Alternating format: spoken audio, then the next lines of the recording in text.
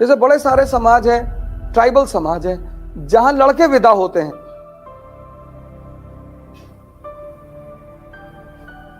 दुनिया में सारे धर्मों ने एक चीज में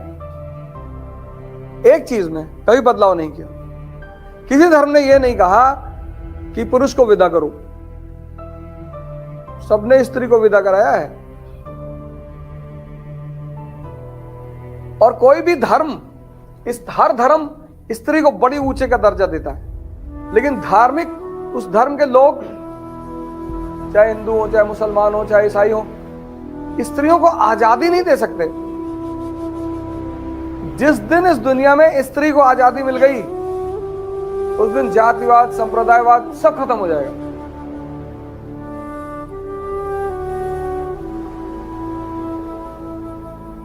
क्योंकि जब स्त्री के पास चुनने का अधिकार होगा, तो वो उसी को चुनेगी जो धनुष तोड़ेगा।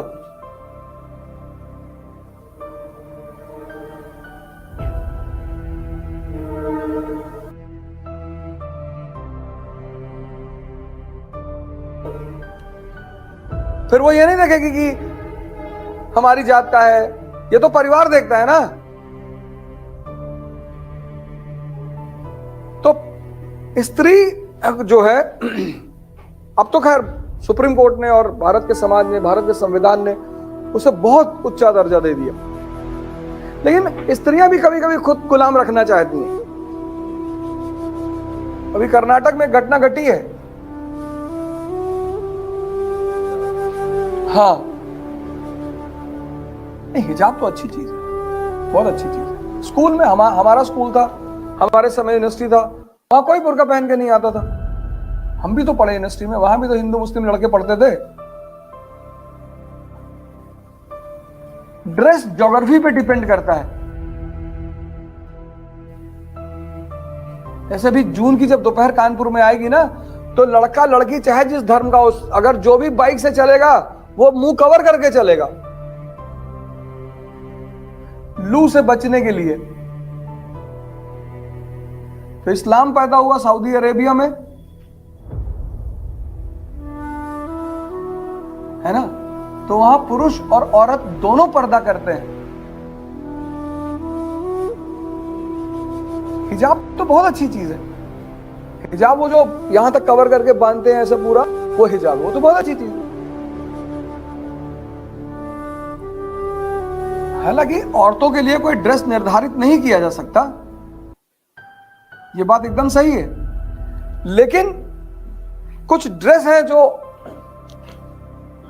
औरतों में बहुत अच्छे लगते हैं। किसी के लिए कोई ड्रेस नहीं बनाई जा सकती, और ये सब चुनना औरत का अधिकार है, वो क्या पहनेगी क्या नहीं पहनेगी। अब तो आज तो भारत ने बहुत अधिकार दे रखे हैं औरतों को, लेकिन आज से 50 साल पहले, 100 साल पहले, कुछ भी, तुम अगर गुप्त काल के बाद का समय भारत में देखो, स्त्री को ना तो पुरुष की संपत्ति में अधिकार है, ना पिता की संपत्ति में। तभी तो सती होती थी, 11 साल में शादी हो गई, बाल विवाह, 12 साल में विधवा हो गई। पति के संपत्ति में अधिकार ही नहीं, पिता के संपत्ति में अधिकार ही नहीं, शिक्षा नहीं थी उसके पास, कोई व्यवसाय नहीं था उसके पास।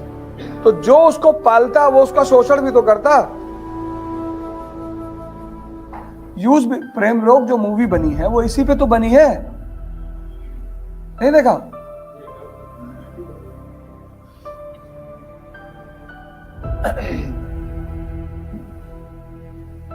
क्या है उस मूवी में विधवा के साथ अन्याय?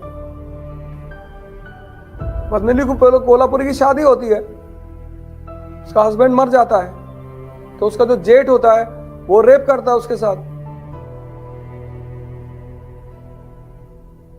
तो वो तो खैर चलो राजा की फैमिली थी, ऐसे न जाने कितनी घटनाएं घटी होंगी। तो उसका सबसे अच्छा रास्ता है कि जीवन से हटा ही दो। तो छोटी छोटी बच्चियों को सजा के दुल्हन की तरह शमशान ले आते थे, फिर वहां उन्हें भांग पिलाई जाती थी, फिर लाश के चारों तरफ ढोल मजीरा लेके लोग खड़े होते थे, बजाते थे, फिर पिता अपनी बेटी को गोद में उठा के उस पर झोंकता था।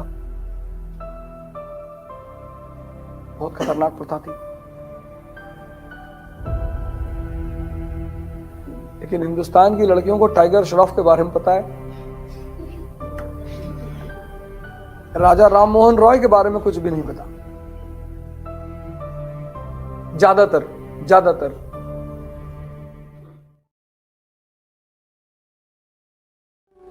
बोलो सत्यनारायण महाराज की।